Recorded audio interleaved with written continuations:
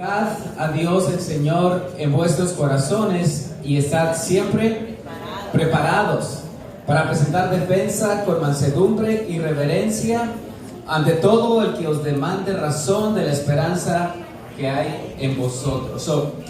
Vamos a continuar, tome su lugar por favor, con la enseñanza de Apologética 101. Y como usted ya lo sabe, cuando hablamos de 101 estamos hablando de una enseñanza general, básica.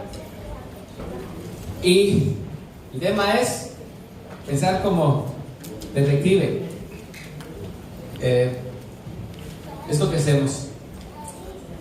El tema en esta noche ¿es confiable el Nuevo Testamento?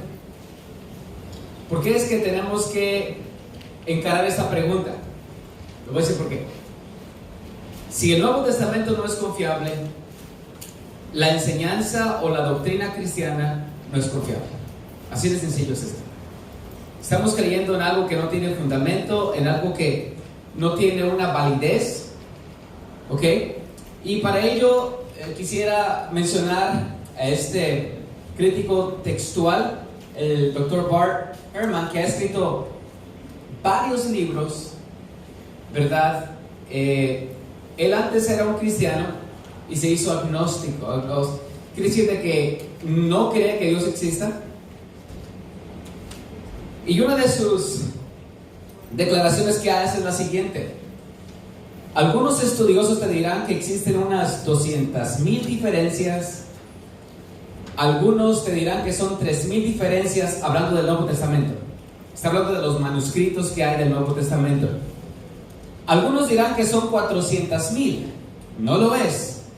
Es algo como eso. Mi estimado es entre 300,000 y 400,000 diferencias en los manuscritos del Nuevo Testamento. En otras palabras, está diciendo: el Nuevo Testamento que ustedes están creyendo no es confiable. Son partes de los efectos, ¿verdad? Pero ya. Gloria a Dios. ¿Qué tal si uso otro? Bueno, ¿sí me escuchan, verdad? Ok. Yo creo que ya tengo su atención, ¿verdad? El Nuevo Testamento no es confiable. Estamos hablando de una persona que enseña en las universidades. Cada vez que tiene el grupo de estudiantes son aproximadamente 300 por sesión. Y lastimosamente, eso que está enseñando él se está enseñando en muchas universidades, inclusive cristianas. Que la Biblia no es un libro que no tiene errores, ni que tampoco es inspirado por Dios, sino que hay algunas cosas buenas escritas por los hombres. Y déjame le digo algo. Hice todo esto a propósito, inicié con esto, porque quiero que veamos a qué se basa. ¿Estamos listos para ver si el Nuevo Testamento es confiable o no? ¿Cuántos pueden decir amén? Ok, perfecto. En 2 Timoteo 3:16 nos dice lo siguiente: toda la escritura es inspirada por Dios y útil para enseñar, para redarguir, para corregir, para instruir en justicia. Yo quiero que note esa palabra. Toda la escritura es inspirada por Dios. Esa palabra en griego es soplo, aliento. Cuando Dios inspiró a las personas que escribieran la Biblia, Dios no les dictó las palabras que quería que escribiesen. Él los inspiró, los movió para que escribieran. Ahora, cuando ellos escriben, Dios respetó su personalidad individual de cada persona que escribía. ¿Ok? 66 libros, aproximadamente 40 escritores en diferentes tiempos, aproximadamente 1600 años de diferencia, diferentes lugares, diferentes lugares que eran económicos, sociales, posiciones. Algunos eran poetas, algunos eran reyes, usted menciónelo, otros eran pescadores, etc. Y todos escribieron. Ahora, es diferente al Corán. El Corán es un libro que ellos dicen que fue dictado directamente, ¿verdad?, por Dios. no la Biblia. Ahora, quiero que veamos esto, por favor. ¿Saben lo que es esto? Se llama un razonamiento circular. Y a usted y a mí nos preguntan, ¿por qué crees en la Biblia? Y usted y yo respondemos, porque la Biblia es infalible. Y luego nos preguntan, ¿pero cómo sabes tú que la Biblia es infalible? Y uno responde, porque la Biblia es la palabra de Dios. Pero ¿cómo estás tú seguro que es la palabra de Dios? Porque la Biblia lo dice. ¿Sabe lo que está sucediendo con esta persona?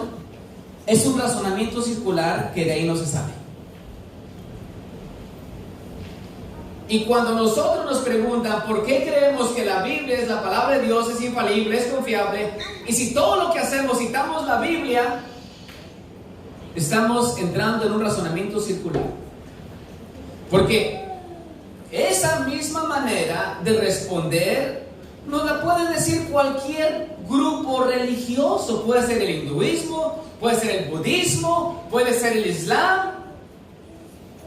Pero si usted se recuerda, en las primeras 3 enseñanzas que tuvimos, ¿cómo podemos saber que Dios existe?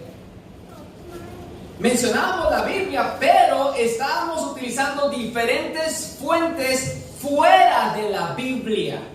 Que era arqueología, que era historia, ¿se recuerda? Que era profecía, ciencia, astronomía. ¿Cómo se recuerdan de eso?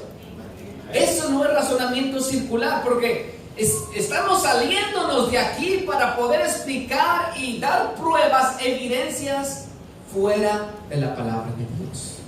¿Está viendo? Ok. Muy bien.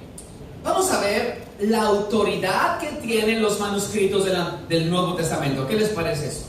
Ok. Vamos a ver. ¿Y qué cree? No le voy a citar la Biblia. Le voy a citar ahora los documentos históricos que existen de literaturas romanas y griegas del antiguo tiempo. Mire, lo voy a citar de los documentos antiguos más confiables que tenemos. ¿Está listo? Número 6 tenemos las guerras gálicas que hablan de Julio César. ¿Cuántos han escuchado de Julio César, el emperador romano? Ok. Hay 10 copias que hablan de eso. ¿Cuántos se escribieron 1000 años después de que ocurrió? Y no cuestionamos. Lo ponemos como algo verídico. Platón escribió su tetralogía. ¿Y hay cuántas copias? 7. ¿De qué tiempo? 1300 años después de que sucedió. ¿No se le hace bastante lejos? Y son documentos históricos de los mejores que existen en el mundo. Ok, seguimos. Sófocles fue escrito de 100 a 200 años después de los eventos y hay 100 copias. Eso se mira mejor, ¿no lo creen? En tercera posición tenemos historias de ¿quién? De Heródoto. Hay 8 copias, 1350 años después del evento. En segundo lugar, el documento de literatura antigua que tiene mejor pruebas es Homero, la Ilíada, 643 copias a 500 años del evento. Ahora, déjame les digo un problema con esto. Mientras más lejos es del evento, el documento menos confiable es. Dice, hermano, ¿pero por qué? No lo entiendo. Déjate digo por qué. Hace aproximadamente más de 70 años que fue la Segunda Guerra Mundial, ¿verdad? Cuando Alemania quiso conquistar el mundo a través de Adolfo Hitler. ¿Cuántos se recuerdan de eso? Ok. ¿Cuántos sabemos que Alemania perdió en la Segunda Guerra Mundial? Ok, perfecto. Ahora, si hoy en día alguien se atreviese a escribir un libro y decir Alemania ganó la Segunda Guerra Mundial y conquistó el mundo, ¿cuántos de nosotros no aprobaríamos ese libro? Ok, pasaron 70 años. Ahora déjale digo algo. Mientras escribo un documento en el tiempo que viven las personas del evento, mayor confiable es, más verídico es. Ahora, ¿quiere usted conocer cuál es el documento histórico más confiable que existe en la humanidad? El Nuevo Testamento. Manuscritos en griego 5830. ¿Y qué tan lejos están las pruebas que se han encontrado del evento? ¿Qué tan retirado está? ¿500 años? ¿600? ¿1000? El manuscrito latín, árabe, etcétera, hay más de ¿cuántos? 20,000 copias. En total tenemos del Nuevo Testamento más de 25,000 manuscritos con solo ¿cuántos años? 25 años de evento. Ese es su Nuevo Testamento. ¿Está viendo qué lejos se lleva a los demás documentos históricos del antiguo tiempo? Ahora que le digo algo, la Ilíada de Homero tiene que ver como el caballo de Troya. ¿Cómo se recuerdan que según se metieron en ese caballo, que era un regalo que le dieron a una de las ciudades de Grecia? ¿Cómo se recuerdan? Hermano, todas estas cosas se enseñan como algo real, como algo corroborado en las escuelas públicas. Hermano, tenemos el documento más pruebas que ningún otro documento antiguo. ¿Ok? Ahora, vamos a seguir. ¿Sabía usted que el World Trade Center, la altura que tiene es 1776 pies? Si se pusiesen todas las copias que se han encontrado, déjale digo algo, se siguen encontrando constantemente cada vez más. ¿Ok? Esto lo vamos a ver más adelante. La altura que tuviese el Nuevo Testamento en manuscritos alcanzaría 1 milla.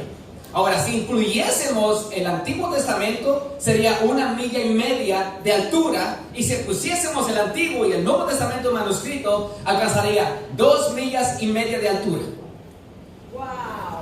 Contra todos esos documentos de literatura antigua greco-romana. ¿Qué le parece eso? ¿Está mirando que ni siquiera se puede comparar? Estos son los manuscritos bíblicos. Ahora déjenme mencionar algo brevemente. Y voy a hablar un poco acerca de los libros apócrifos. ¿Por qué los libros apócrifos? Porque fueron libros que se escribieron durante el primer siglo al cuarto siglo del cristianismo. Y esos libros, la razón por la cual no lo tenemos en nuestras Biblias, adivina por qué. Porque las personas que vivían en ese tiempo lo rechazaron. ¿Se recuerda el ejemplo que le di de Adolfo Hitler, que ganó la Segunda Guerra Mundial? Que si los contemporáneos, las personas que viven en ese tiempo, lo recibieron o lo rechazaban. Bueno, esos libros apócrifos lo rechazaron. Dígame, estos libros no son inspirados de parte de Dios, no va de acuerdo con la inspiración divina, y no permitieron que fueran parte de nuestro Nuevo Testamento. Ahora, un libro que salió hace tiempo se llama El Código Da Vinci. Está basado en algunos de esos libros apócrifos. Dentro de esos libros apócrifos está el Evangelio de Felipe y el Evangelio de María Magdalena. Y déjame le digo algo que dice en el Evangelio de según Tomás, donde también está tomado ese libro. Dice el Evangelio de Tomás: Simón Pedro les dice que María salga de entre nosotros, pues las hembras no son dignas de la vida. Jesús dice: he aquí que le inspiraré a ella para que se convierta en varón, para que ella misma se haga un espíritu viviente semejante a vosotros varones. Pues cada hembra que se convierte en varón entrará en el reino de los cielos. Ahora hago una pregunta. ¿Esta declaración de ese evangelio apócrifo concuerda con lo que enseña la Biblia, el Nuevo Testamento del Señor Jesús? No. Sencillo. Es lo que está pasando ahorita. Muy bien, exacto. Mire, la lista es grande de los libros apócrifos. Mire todos estos. No lo voy a leer. Apócrifos del Nuevo Testamento. Mire cuántos diferentes hay de Apocalipsis. Dositeo de Esteban, Pedro, Tomás de la Virgen, epístolas alejandrinas de los apóstoles, evangelios, mire hermano, ahí está para que ustedes escojan. El evangelio de María, tradiciones de los nazarenos, de Nicodemo. Ninguno de esos pudo llegar a estar en nuestro Nuevo Testamento. ¿Por qué? Porque las personas contemporáneas que vivieron ese tiempo no los recibieron, los rechazaron. Mire cuántos libros de Hechos hay. Una cantidad increíble. Andrés, Bernabé, Felipe, de Pablo, de Pedro. Muchísimos. Apocalipsis, bueno, ya mencionamos esto. Vamos a continuar y vamos a seguir teniendo la actitud de un investigador. Póngase la lupa, póngase listo, póngase lista. Examine sus testigos. Y vamos a hablar de cómo es que funcionan las cortes en California, las instrucciones que usted llega a recibir si llega a cumplir su labor de jurado. ¿Ok? Número 1, el juez le va a decir que tiene que aprender a confiar en un testigo ocular. Dice, tiene que aprender a confiar. Ahora, hay ciertos requisitos que va a tener que tener un testigo y se los dan a ellos. Y eso que le digo, usted lo puede encontrar que son parte de las instrucciones que tienen en las cortes de California cuando alguien va a hacer su servicio de juez, de jury duty.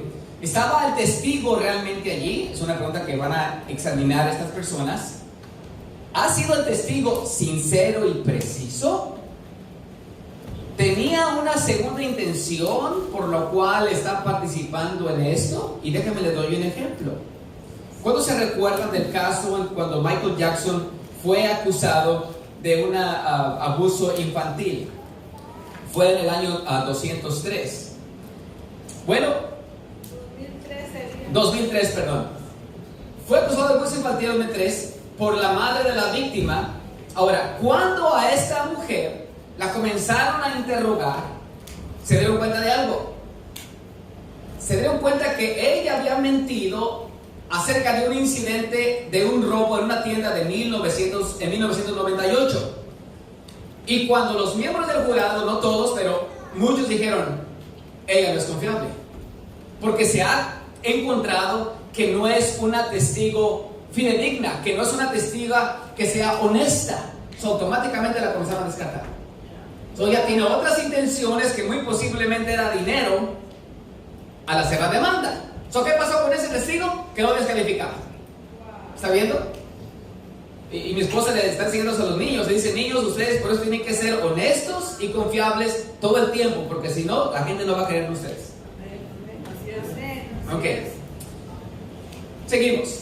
Ahora, eso es sumamente importante. Y aquí estamos ya en un mundo real.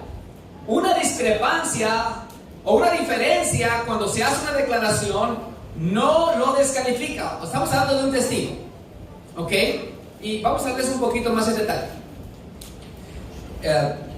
Wallace es un detective y él comenta por qué en ocasiones no concuerdan los testigos cuando miran algún evento. Y dice que en una ocasión hubo un accidente y estaba lloviendo, como se mira en esa foto.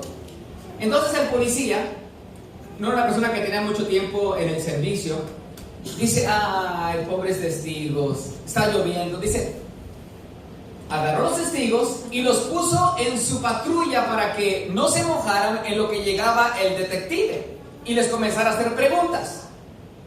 Pues cuando llegó el detective, dije, ¿qué pasó? ¿Qué hiciste? Dice, pues los puse ahí juntos porque estaba lloviendo. Dice, no, dice, a los testigos nunca se ponen juntos antes que den su declaración.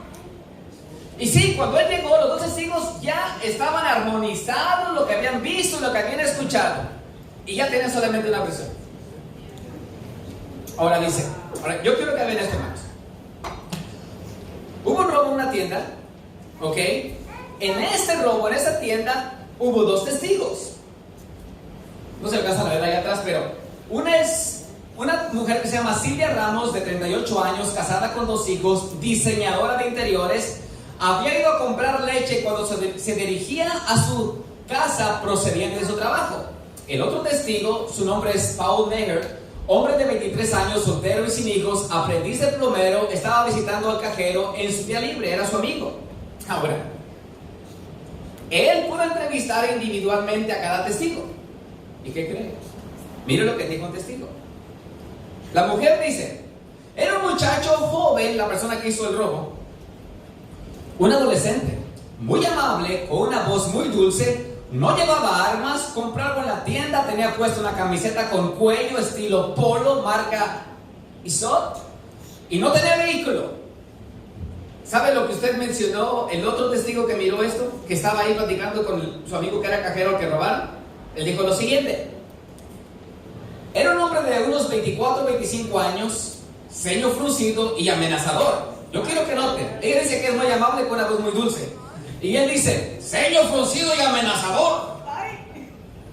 Ella dice, no llevaba armas, él dice, llevaba una pistola Ruger P95 de 9 milímetros. Gracias. Ella dice, tenía puesta una camiseta, bueno, compraron en la tienda, dice, no compró nada en la tienda. Ella dice, tiene una camiseta de marca ISO. Él dice, también llevaba una camiseta puesta. Él ni siquiera se fijó ni qué marca ni nada. Y déjenle digo algo. ¿Sabía usted que cuando sucede cualquier evento, cuando los investigadores quieren detalles, ¿sabe a quién le preguntan? ¿A los hombres o a las mujeres? ¿A quién quiere que le pregunten? Los hombres. A las mujeres. La mujer le dice qué ropa llevaba, qué color traía y todo. El hombre, no sé. Me agarraron desprevenido. ¿Sí me entiendo? O sea, uno no se fija en eso. Son muy diferentes. Pues da gloria a Dios. Pero el varón sí vio el arma y ya se supo de qué marca era. Porque eso es lo que a él le gusta. ¿Está mirando? Ahora, yo lo que quiero que note, él dice que no tenía vehículo, él dice que fue corriendo un Nissan de los años 90, color habano. Ahora, ¿no le parece como que están describiendo a dos criminales diferentes? Pero es el mismo. Y aquí está el punto. En la vida real, cuando se hacen declaraciones de verdaderos testigos oculares, va a haber diferencia en sus declaraciones. Eso es normal. Déjalo, hay un último ejemplo rápido. Supongamos que todos estamos en un banco y alguien llega a robar el banco. ¿Ok? Llega la policía. Va a haber personas que van a decir, ¿cuántos eran? Alguien va a decir uno, o tú vas a decir dos, o tú vas a decir que eran tres. Porque depende de dónde estaban. La ubicación, diga, ¿cuántos vieron?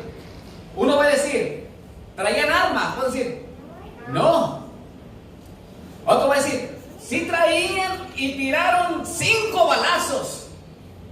Y otro va a decir, yo escuché que tiraron uno. ¿Y saben por qué pasa eso? Te voy a decir por qué. El que dice que tiraron 5 balazos es persona que está acostumbrada a la milicia, es cuestión de las armas. A él no lo espantan las armas. El que dice que no escuchó nada, ¿sabe por qué? Entró en estado de pánico, en shock.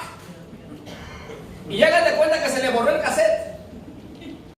Fueron testigos oculares. ¿Qué estamos viendo? Estamos investigando el Nuevo Testamento. Primero de Juan 1:1, mira lo que dice el apóstol Juan. Lo que era desde el principio.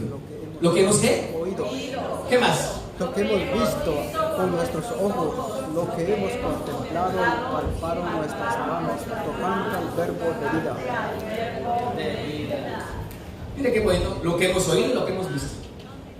Dice, no es que dice alguien me lo platicó, yo lo vi, yo lo oí.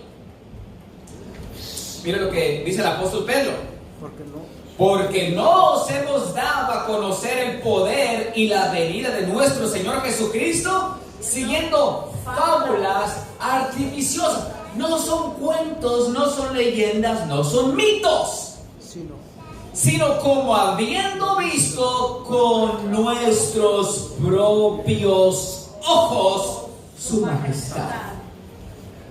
Pues cuando él recibió de Dios Padre honra y gloria, le fue enviada desde la magnífica gloria una voz que decía: este es mi Hijo amado en el cual tengo complacencia. Pero dice, yo vi y yo escuché. Testigos genuinos oculares. En Hechos 4:20 dice, ¿cómo? Porque no podemos dejar de decir lo que hemos visto y oído. El apóstol Pablo en Corintios dice, apareció a Jacobo, después a todos los apóstoles y al último de todos, como a un abortivo, me apareció a mí. En otras palabras, yo lo vi. ¿Está viendo? Hablando del Señor Jesús dice, yo lo vi. Testigos oculares. Ahora, déjame le digo algo. no solamente tenemos, y eso lo vamos a ver en otras lecciones, que no tenemos solamente las declaraciones de los escritores de los evangelios, pero tenemos también testigos oculares desde el principio. Y aquí, por ejemplo, tenemos a Tertuliano, que era un antiguo escritor cristiano que escribió en el año 212 después de Cristo lo siguiente: la misma autoridad de las iglesias apostólicas también ofrece evidencias a los demás evangelios, los cuales poseemos igualmente a través de estas, y según su uso, me refiero a los evangelios de Juan y Mateo, mientras que el que Marcos publicó puede afirmarse que es el de Pedro, cuyo intérprete fue Marcos. Aquí nos está diciendo algo de antemano. Marcos escribió el evangelio que venía de Pedro. Marcos era realmente el escritor, y quien estaba dictando era Pedro. ¿Qué le parece eso? Ok, ahora, dos posibles variaciones. Número 1 en la Biblia y número 2 en la transmisión de la Biblia, es decir, al copiarse. Vamos a ver esas dos posibilidades. ¿Tiene la Biblia en sí contradicciones? Y la segunda va a ser: cuando las personas del siglo I comenzaron a copiar el Nuevo Testamento, ¿cometieron errores o no? Es lo que vamos a contestar ahorita. ¿Ok? ¿Es la Biblia libre de error? ¿Cuántos han escuchado la palabra la infalibilidad de la Biblia? Dice que no tiene error. La infalibilidad de la Biblia se aplica ¿a qué? A los manuscritos originales redactados por sus escritores. Cuando hablamos de la veracidad o la infalibilidad de la Biblia, estamos hablando cuando Pablo levantó la pluma y escribió. Estamos hablando cuando Marcos levantó la pluma y escribió. Esa es que la Biblia no tiene errores. Allí, en el documento original, cuando por primera vez los escritores del Nuevo Testamento escribieron lo que, inspirados por el Espíritu de Dios, escribieron. Dice, eso no tiene error. ¿Sí? ¿Más o menos bien la base? Ok. La infalibilidad tiene que ver con el documento original que el escritor escribió. ¿Ok? Muy bien. Ahora vamos a ver algo respecto de los evangelios. Y no voy a tardar tiempo hablando de los evangelios. Usted puede ir a un instituto bíblico o un colegio bíblico y ahí va a hablar en detalle de esto. ¿Ok? Pero, por ejemplo, los 4 evangelios, Mateo, Marcos, Lucas y Juan, cuando usted los examina, son muy diferentes uno del otro. ¿Por qué? Déjame te digo por qué. Porque cuando Mateo escribe, él lo escribe a una audiencia específica. ¿A quién va dirigido? Si usted nota, cuando Mateo escribe, presenta a Jesús como rey de los judíos, el Mesías prometido. Y él es la persona que habla más de escrituras antiguas que de ningún otro. ¿Sabe por qué? Porque está dirigiéndose a los judíos. Dice, hermanos compatriotas, este es el Mesías. ¿Ok? Sé que tiene más nombres en hebreo que ningún otro. Porque está dirigido ¿a quién? A los judíos. Ahora, tenemos el evangelio después de Marcos. La audiencia de Marcos es diferente. Él va dirigido a los romanos. Y usted va a encontrar de que los romanos eran muy orgullosos. Y Marcos les presenta a un siervo que es el dueño de todas las cosas. Lo presenta manso y humilde. Diferente. Ok, ahora, después tenemos a Lucas. Lucas, este evangelio está dirigido más a la audiencia de los griegos. Y los griegos, si usted ve la filosofía griega y ve todo lo demás, estaban ellos con ese anhelo de el hombre perfecto. ¿Y saben lo que hace Lucas? Dice, les presento al hombre perfecto, Jesús. ¿Ok? Después tenemos el Evangelio de Juan, que es el Evangelio universal, donde presenta a Jesús como el Verbo encarnado a todos los hombres, el Dios hecho hombre. Que, ¿verdad?, culmina con los que los demás no habían establecido. Ok, ahora mire esto. Ahí están los evangelios. Hay una persona cuyo nombre se llama Cleason L. Archer Jr. Escribió una enciclopedia de dificultades bíblicas. ¿Ok? Ese doctor es conocedor de más de 30 idiomas antiguos. No presentes, antiguos. Y él, cuando escribe esta enciclopedia de contradicciones o dificultades bíblicas, dice lo siguiente: a medida que he considerado una detrás de otra las aparentes discrepancias y he estudiado las alegadas contradicciones entre el registro bíblico y las evidencias de la lingüística, la arqueología o la ciencia, mi confianza en la confiabilidad de las Escrituras se ha verificado en forma repetida. También se ha fortalecido por el descubrimiento de que casi cada problema en las Escrituras que ha sido descubierto por el ser humano desde la antigüedad hasta ahora ha sido tratado de una manera satisfactoria por el mismo texto bíblico o además por las evidencias arqueológicas objetivas. Hay una ciencia que se llama la hermenéutica, ¿verdad?, que nos ayuda a explicar y a interpretar la Biblia. Ahora miren, vamos a ver algunas supuestas contradicciones que tenemos en la Biblia. Por ejemplo, ¿quién fue el padre de José? El esposo de María. ¿Quién es? Porque en Mateo 1:16 nos dice que y Jacobo engendró ¿a quién?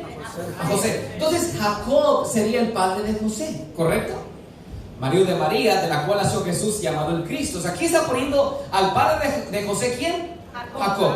Ahora, cuando leemos el otro evangelio de Lucas, que nos da la cronología de Jesús, nos dice: Jesús mismo al comenzar su ministerio era como de 30 años, hijo según se creía de José, hijo de Eli. Aquí está poniendo que José no es hijo de esta persona que decimos de Jacob, sino que ahora es hijo de Eli. Entonces, ahí está un errorzazo. ¿Cómo pueden creer ustedes en eso? Pero solamente de antemano, ¿qué fue lo que mencionamos de los evangelios? Que cada evangelio se ha dirigido a un grupo diferente, a un grupo distinto. Mateo se ha dirigido a los hebreos, a los judíos, ¿verdad? Lucas está dirigido a otro grupo. Y él está enfatizándose en su humanidad, a los griegos, dice el hombre perfecto. Ahora, Mateo está dando la genealogía de José, pero en el evangelio de Lucas está dando la genealogía de María. Porque ¿cuántos saben que Jesús realmente era hijo de María 100%? Pero ¿cuántos saben que José no era su padre biológico, era su padre adoptivo? ¿Está viendo? Por eso es que enfatiza Lucas diciendo lo siguiente: según se creía, porque no era, se creía de José, hijo de Eli. Él fue su padre adoptivo. ¿Estamos bien? Ok, seguimos. ¿Cómo murió Judas? Estamos viendo los supuestos errores o contradicciones dentro de la Biblia. Yo les digo una cosa, estas enseñanzas que estamos teniendo deberían de haber sido nuestra primera enseñanza después de que fuimos cristianos, en realidad. Porque si vamos a creer un libro, Mateo dice que sacó. Ahora vamos a ver lo que dice el libro de los Hechos, que lo escribió Lucas. Después de adquirir un campo con el salario de su iniquidad, cayó de cabeza reventando ruidosamente por en medio y todos sus intestinos quedaron derramados. Entonces, o se ahorcó o se cayó de cabeza. ¿Cómo fue la cosa? ¿Qué tal si se ahorcó? Y no sé si la rama estaba muy frágil, se quiebra la rama, cae, se golpea la cabeza y se muere, o se le salen los sesos o lo que sea, como dice en el libro de Lucas. ¿Cuándo saben que puede haber sido así? Y no hay ninguna discrepancia entre ningún evangelio. ¿Está bien? O sea, ¿qué fue lo que hablamos ahorita? Que en el mundo real, en la vida real, solamente cuando escriben exactamente lo mismo, dicen los detectives y los jueces, aquí hay gato encerrado. Porque no hay tal cosa. Cada quien lo va a poner un énfasis en algo. Porque somos diferentes. ¿Ok? Vamos a ver una más. Era 1 o 2 endemoniados, hermano, de Gadara. En Marcos 5:2 le dice, le salió al encuentro, ¿cuántos? Un hombre con espíritu inmundo. Pero en Mateo vinieron a su encuentro 2 endemoniados. Entonces, un momento, aquí está más. ¿Cuántos balazos hubo en el robo del banco? ¿Por qué uno dice que nomás escuchó uno y otro que no escuchó nada y otro dice que escuchó 5? ¿Alguien está mintiendo aquí? No está mintiendo. Mire, Mateo dice que había 2, Marcos dice que había 1. Ahora, si usted nota, en Marcos dice, vienen a Jesús y al que había sido atormentado del demonio y que había tenido la legión sentado, vestido y en su juicio cabal, y tuvieron miedo. Una forma de armonizar eso es la siguiente: si eran 2 y uno es el que tenía la legión, ¿no sería normal de que Marcos sintetizara y pusiera solamente el énfasis en el que estaba bien endemoniado? A lo mejor no tenía tantos demonios como este y dice, ese estaba bien endemoniado y por eso está poniendo énfasis. Vinieron a Jesús y ven al que había sido atormentado del demonio y que había tenido la legión. O sea, no está negando que habían 2, simplemente está enfatizando que este estaba bien endemoniado. Ok, ahora vamos a ver la otra forma, como si cuando la Biblia fue copiada hubo errores a través de la transmisión, en la transmisión o al copiarse. Y seguimos con este hombre y vamos a responder la pregunta que le está haciendo. Y ya le ponemos ahora, como pregunta, 400,000 variaciones. Dice, hay más variantes que palabras del Nuevo Testamento, porque hay 140,000 palabras en el Nuevo Testamento. Dice, wow, ¿cómo ustedes pueden creer en este libro? Ok, perfecto. ¿Cuántos quieren agarrar su lente, su lupa y ver esto con más calma? ¿Estamos listos? Ok, ¿cómo nos llegó el Nuevo Testamento? Para comenzar, antes de que se inventara la imprenta en 1450, las personas del primer siglo escribían en ese tipo de material, se llama papiro. Esa es una planta de papiro. ¿Ok? Lo que hacían con esta planta era lo siguiente, es el proceso. La cortaban, la hacían en rajas, la ponían de esta manera, la mojaban y luego la prensaban y ahí es donde escribían. Hermano, el papel de papiro no es un material muy duradero, para comenzar. ¿Ok? Ahora, déjame le enseño un pedazo de papiro que es el más antiguo que tenemos del Nuevo Testamento. Se llama el papiro P52. Y aquí está en una de las museos. ¿Ok?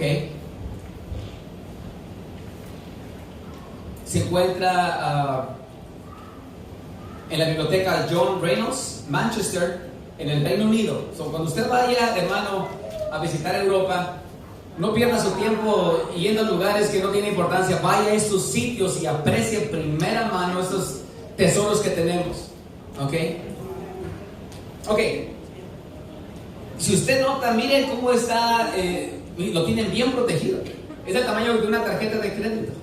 Ahora, lo increíble es de que todavía exista algo.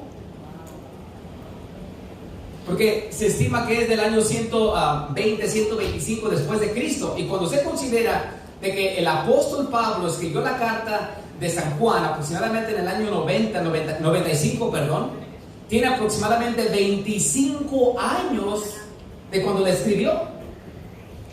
Bien pudo ser hasta la original del apóstol San Juan, no lo sabemos, porque es solamente un fragmento. Lo vuelvo a repetir, lo increíble es que se haya preservado. Eso es lo sorprendente. Y ahí dice, tiene la escritura de San Juan 18, 37 y 38, donde dice: para esto he venido al mundo, para dar testimonio de la verdad. Dice, qué preciosa escritura ahí se encontró, Aleluya, hermano, qué alegría. Amén. Bueno, mire, hay una oposición bastante grande que tenían los cristianos, y es esta la persecución. Y para muestra un botón, el emperador Diocleciano en el año 303 trajo la persecución más grande que han tenido los cristianos en la historia del mundo antiguo. Este hombre mandó quemar todas las Biblias de aquel tiempo, y esa no es la única. Si usted se recuerda, Nerón en los años 70, cuando quemó, en el primer siglo, cuando quemó Roma, ¿a quién le echó la culpa? ¿Cuántos saben? Los cristianos. A los cristianos. Los cristianos desde el inicio eran perseguidos. La última vez hablamos respecto de las pruebas arqueológicas de la resurrección, y hablamos de cómo ha habido mártires de todos los cristianos a través de la historia, y hablamos, por ejemplo, de las catacumbas en Roma, que se han encontrado una cantidad de miles de tumbas. ¿Se recuerda de creyentes allí enterradas? ¿Cuántos se recuerdan de eso? Hermano, un cristiano ni siquiera tenía derecho a tener un trabajo, mucho menos a tener una casa, y tampoco tenía derecho ni siquiera para tener un pedazo de tierra en donde lo sepultaran. Eran muy perseguidos. La pregunta que tendríamos que hacernos es la siguiente: ¿cómo es posible que todavía existan tantos manuscritos a pesar de tan intensa persecución? Ahora, ¿sabía usted que no tenemos los originales? La gente dice, ¿pero por qué no los tenemos? Porque eran de papiro. Y la instrucción, que si usted lee las cartas del Nuevo Testamento, Pablo dice que tenían que compartir esta carta a otras iglesias, o tenían que copiarla por lo menos 20 veces para 20 iglesias que estaban en ese momento, y para que todos la leyeran. ¿Qué pasa cuando usted agarra un documento constantemente y los agarra y agarra y agarra y agarra y hojeando? Yo creo que en el primer siglo se acabaron esos documentos originales. Ok, muy bien. Darle eso de antemano, quiero ver algo. ¿Qué son exactamente esas diferencias? Traen cinturón puesto. Póngaselo bien, porque la cosa está aquí. Número 1, insignificantes y significativas. Y vamos a comenzar con el número 1. Y para eso voy a traer la escena al doctor Daniel Wallace. Hasta está sonriendo, que Dios lo bendiga. ¿Qué tal? Solo queremos atraer aquí la escena y se puso contento. Ok. ¿Quién es Daniel Wallace? Ok. Vamos a ver quién es este hombre. Daniel Wallace es la persona que escribió el gramática griega más allá de lo básico. Este libro, hermanos, es el que se usa en la mayoría de los colegios y universidades ahorita en Estados Unidos, debido a la precisión que tiene este hombre para el griego y para esas lenguas antiguas. Es un erudito. Cuando es consultado, cuando van a hacer una traducción de la Biblia, ¿a quién cree que consultan? A él lo consultan. Ok, no solamente eso, déjame leer algo más. Él es el fundador y presidente de Center for the Study of the New Testament Manuscript, que lo que hacen básicamente es lo siguiente: van a diferentes partes del mundo para tomar fotografías en alta definición de los manuscritos, porque como se están deteriorando, les toman fotos. Y hermano, usted puede ir a esa página de internet, el Centro de Estudios de los Manuscritos del Nuevo Testamento. Traté de tomar foto allí, pero no me dejaban la computadora, porque son documentos que tienen derecho de autor. Pero usted puede ir y se da cuenta, hermano, que le acerca la foto y ¡qué calidad! Dios mío. Yo lo animo para que haga eso. Pues mire, esta persona ha tomado fotos a más de 200,000 manuscritos. ¿Qué le parece eso? Pero ¿sabe cuántos hay? Hay más de 2,5 millones de manuscritos. De esos, más de 25,000 que existen. Y dice, tengo un trabajo seguro. Un trabajo seguro. Nomás leí la introducción para que sepa quién es esta persona. ¿Ok?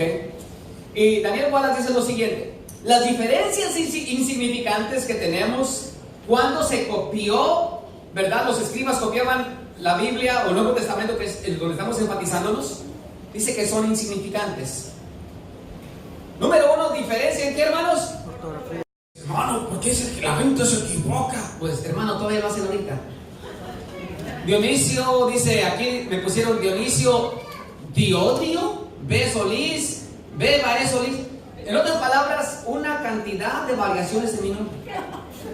¿Ok? Y son solamente unas cuantas letras. Y ya hay como un 20% en error. Solamente en el nombre, en el siglo XXI, con toda la tecnología. Ahora, ¿seguimos? Seguimos con las diferencias insignificantes. Aparte de la ortografía, órdenes de palabras sin consecuencia o no consecuencias. Por ejemplo, ¿cómo se dice Jesús ama a Pablo? Hermano, yo no sé cómo se diga eso, ¿ok? Una manera, dos maneras, 3, 4, 5, 6, 7, 8. ¿Habrá más? 9, 10, 11, 12, 13, 14, 15, 16. Acuérdense, es un maestro en griego esta persona, ¿ok? Y él está escribiendo esto. ¿Cómo se dice Jesús ama a Pablo? Igual dice, estos son solo unos pocos ejemplos de todas las opciones. Literalmente existen cientos de formas de decir Jesús ama a Pablo en griego. ¿Sabrá o no sabrá este hombre? Yo creo que sí sabe. ¿Cuántos lo creen? Eso dice, esa es la segunda variación que encontramos que hicieron los escribas. Ahora, ¿sabe qué porcentaje es en esas variaciones? Ortografía y palabras que se intercambian sin afectar el significado. Ok, no lo puse aquí, déjense los digo. 99, perdón, las variaciones que existen son más de 99.75% en ortografía. ¿Cuánto dije? Más de 99.75%. ¿Qué tal? Hermano, mi nombre como el 20% de errores, imagínense. Ahora, 140,000 palabras y que hayan tenido solamente esa clase de... Ok, muy bien, estamos aquí. Ahora vamos a ver las variantes significativas, que es ¿cuánto, hermano? ¿Qué? Menos de 0.25%. ¿Vale eso? Que son los textos que no se encuentran en los manuscritos más antiguos. O número 2, reflejarían dos lecturas posibles. Ahora, cuando estamos hablando referente de que no se encuentran en los manuscritos más antiguos, ¿sabe lo que significa eso? Que cuando un escriba estaba copiando algo, él quizás piensa que quiere corregir un error o que quiere enfatizar algo y él le pone notas en un lugar y luego llega otro escriba y dice, ¿por qué pusieron esta nota aquí abajo? Hay que ponerla acá arriba. Y así es como se hacen los cambios. O mire, voy a dar algunos ejemplos. Textos que no se encuentran en los manuscritos más antiguos. ¿Ok? Y número 1, en donde tenemos el más extenso, que es Marcos 16 del 9 al 20, es el más extenso que tenemos porque es una docena de versículos. Estos versículos no se encuentran, se encuentran hasta antes del año 300, pero después del año 300 ya no se encuentran. Eso significa que antes de ese tiempo no estaban. Entonces, mientras más nos acercamos al original, más fidedignos son. ¿Cuántos pueden decir amén? Ahora déjame le digo algo. Eso no es ninguna sorpresa, ¿sabe por qué? Porque si usted tiene una Biblia de estudio, lo que sea, usted va a encontrar una nota que va a decir: estos versículos no se encuentran en los manuscritos más antiguos. ¿Sabe lo que es eso? No es ninguna sorpresa, porque es obvio que no se vieron antes. Lo mismo sucede con la historia de la mujer atrapada en adulterio en Juan 8:3 al 11. Es una historia muy bonita, pero la copia más antigua que habla de esto está del siglo V en el Códice de Beza, pero antes de esto ya no la encuentran. Ahora, si es una historia que sucedió o no, no lo sabemos, porque puede haber tradiciones o pueden haber personas de que tengan algún testimonio, y le vuelvo a repetir, que lo tengan ahí anotado en las notas de pie y después díganle: Silva, ¿por qué no la ponen? ¿Me entienden? Pero ahí está el punto.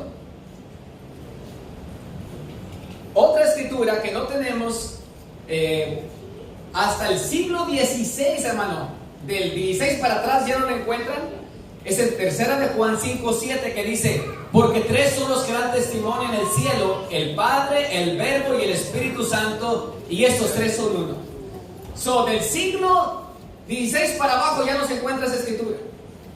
Posiblemente un escriba dijo: bueno, dice que tres son los que dan testimonio en el cielo, el Verbo, ¿verdad?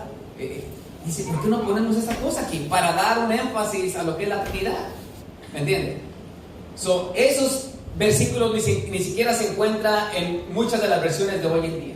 Ahora, el punto es este: estas añadiciones se encuentran con facilidad. O sea, pueden localizarlas. Esto ya no aparece en manuscritos antiguos. Ponen notas aquí en su Biblia. ¿Ok? Eso no es ninguna sorpresa. No es de que no podemos saber qué está escrito y qué no está escrito. Claro que sí sabemos. Mientras más vayamos al tiempo cuando se escribe, más fidedigno es. ¿Ok? Muy bien. Ahora vamos a ver la última parte, que es: reflejarían dos lecturas posibles. ¿Está listo? En Marcos 1:2, por ejemplo, dice: como está escrito en Isaías el profeta. ¿Ok? Pero un escriba lee eso y dice: como está escrito en Isaías, dice, esta persona que escribió esto no se dio cuenta que no solamente está en Isaías, pero también está en Malaquías 3:10. Entonces el escriba dice en Marcos 1:2: como está escrito en los profetas. Porque está Isaías y está Malaquías, dice, tiene que decir los profetas para que sea más exacto. Pero digo algo, yo reviso mis Biblias y mi Biblia dice como está escrito en el profeta Isaías, no dice como está escrito en los profetas. Se lo vuelvo a repetir: estas son cosas que pueden ser encontradas fácilmente. ¿Ok? Romanos 5:1. Mire las gran dificultad que hay en estas cosas. ¿Tenemos paz o tengamos paz? Aquí está la palabra en griego. Si usted nota, se parece. Ahora, dice, en una versión dice tengamos paz y en otra dice tenemos paz. Ahora, hermano, vamos a una cosa. ¿Qué diferencia es que tengamos o que tenemos paz? ¿No está hablando de la paz? Si está viendo, dice, es que está difícil, tenemos que saber cómo dice aquí. Si usted no está convencido si es tengamos o tenemos paz, se acabó la confianza en la palabra de Dios por eso. ¿Está viendo estas cosas? En San Juan 1:4 dice: así escribimos estas cosas para que nuestro gozo sea completo. En otras escrituras dice: o para que tu gozo sea completo. En unas partes dice nuestro gozo sea completo, no dice para que tu gozo sea completo. O sea, dice, encontramos escrituras que dicen las dos, que tu gozo y que nuestro gozo. O sea, yo quiero que veas esto. ¿Afecta la enseñanza de la doctrina del cristianismo, porque no sabemos si en una dice nuestro gozo, en otra dice tu gozo. Déjense lo pongo de otra manera. ¿Están afectadas las enseñanzas de nuestra Biblia por esas cosas? Déjame le digo. Preguntas. ¿Cuáles doctrinas están en entredicho? La divinidad de Cristo, o sea que Jesús es Dios. La doctrina del nacimiento virginal. No. ¿Qué tal la doctrina de la infalibilidad de la Biblia? Tampoco. ¿Qué tal de la salvación por gracia? Tampoco. ¿Qué tal la justificación por la fe? Tampoco. ¿Qué tal la resurrección? Tampoco. O sea, dicho en otras palabras, ninguna de estas, nosotros o tú, afecta nada de nuestras enseñanzas. ¿Está viendo? ¿Qué porcentaje es? Menos de un 0.25%. Ni siquiera medio punto, ni siquiera un cuarto de punto. Ok, mire, le preguntaron a Bart Ehrman, la persona que trajimos al escenario al inicio, en el libro que escribió Jesús no dijo eso, los errores y falsificaciones de la Biblia. El editor le hace la pregunta a él directamente en el apéndice y dice lo siguiente: ¿por qué crees que los errores de los escribas que descubriste en los manuscritos bíblicos afectan los fundamentos del cristianismo? Y déjale digo una cosa, él no lo descubrió, es una cosa que siempre se ha descubierto. Él simplemente lo menciona. O sea, antes de que lo dijera, yo no puedo ver en mis notas de la Biblia, no es una cosa nueva. ¡Ay! ¿Se me entiende? ¿Sabe qué respuesta da? Vamos a ver la respuesta. ¿Cómo dice, hermanos? ¿Las qué? Las creencias esenciales cristianas no están afectadas por las variantes en los textos de los manuscritos del Nuevo Testamento. Pero sabe una cosa, hermano, esta persona,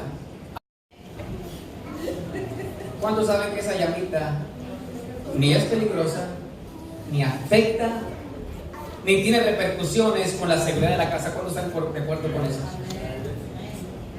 Es exactamente lo mismo. Esta supuestamente dice nosotros y tú. ¿Afecta eso?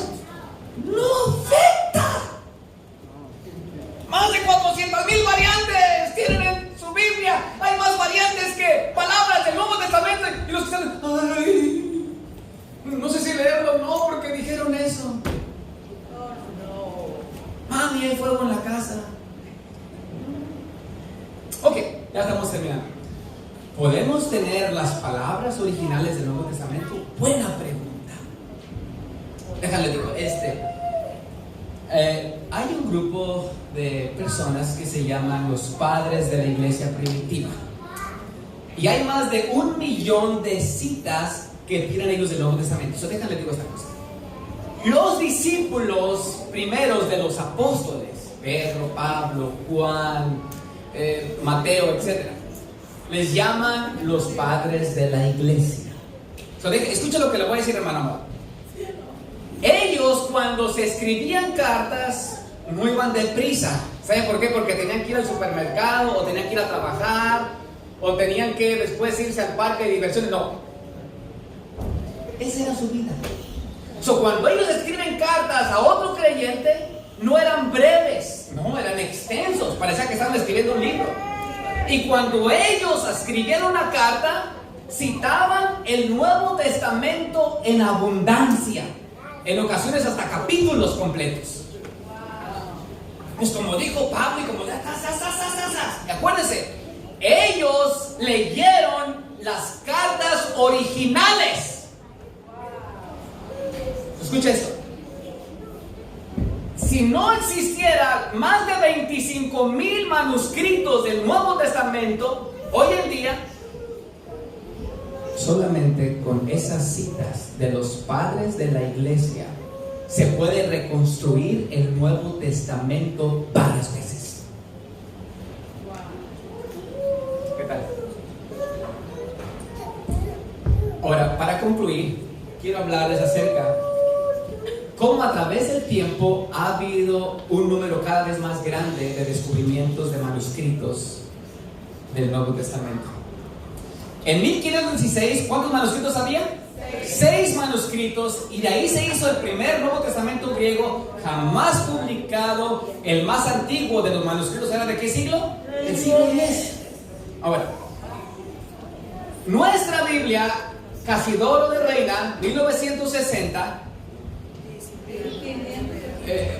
Casidoro de Reina, 1569, y Cipriano de Valera, 1602, cuando escribieron, solamente había ¿cuántos manuscritos? 7 manuscritos, y ninguno anterior al siglo X. Ahora déjame le digo algo. Se lo voy a decir, esto ya es extra. Ok. Solamente tenían ellos un 2% más de material que nosotros sabemos que no está incluido ya, que son las cosas que ya les mencioné, esos versículos. Ok. Ahora, en 1881, ¿cuántos manuscritos ya hay ya? 2000 manuscritos, el más antiguo del siglo IX. Ya la cosa va mejorando, ¿eh? En el 2006, ¿más de cuántos? Más de 5000 manuscritos, el más antiguo del siglo ¿qué? II. Hoy en día hay más de 5835 en griego, y con otros idiomas más de 25,000. Daniel Wallace ha descubierto más de 70. ¿Qué es lo que está pasando? Él dice lo siguiente: hay 2 manuscritos que se consideran de los más excelentes y no consideran que son de los mejores. Es el papiro que le llaman papiro 75 y el Códice Vaticano, porque fue encontrado en Italia ya en forma de libro. ¿Okay? Le llaman códice cuando es en forma de libro. Ok, estos 2 se consideran que la escritura viene del siglo II. Ok, ahora escucha esto, hermano, que ya estamos terminando. Estamos viendo si nosotros podemos tener las palabras originales del Nuevo Testamento.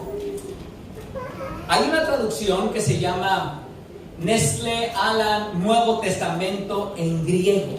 Ok, cuando hicieron esa traducción del griego, miraron todas las traducciones para ver cuál era la más cercana a las palabras originales, como se escribió. Ok, ellos citaron, escuche esto, se los leo. Consideraron las palabras del Nuevo Testamento, y la lista habla de decenas de miles de variantes que eliminaron al ver los otros manuscritos. Escuche esto. Y había 116 lugares donde los eruditos de la Biblia decían que había dificultad. Cuando ellos juntaron todos esos manuscritos, encontraron que había un problema solamente en una letra en todo el Nuevo Testamento. Una letra. ¿Sabe dónde está? En Hechos 16:12. Pero aún esa letra se puede arreglar cuando se mira otro manuscrito. Son otras palabras, dicho en español. Aquí está un poquito el Nuevo Testamento griego de español. Y déjame le digo algo, hermano. Esa traducción de griego es la que se utiliza para las traducciones hoy en día en español para las Biblias que usted tiene. Usted no tiene que correr a una librería y decir, yo quiero tener eso. Ya está en su Biblia ahorita. ¿Qué tal? ¿Cuántos puede dar gloria a Dios por eso?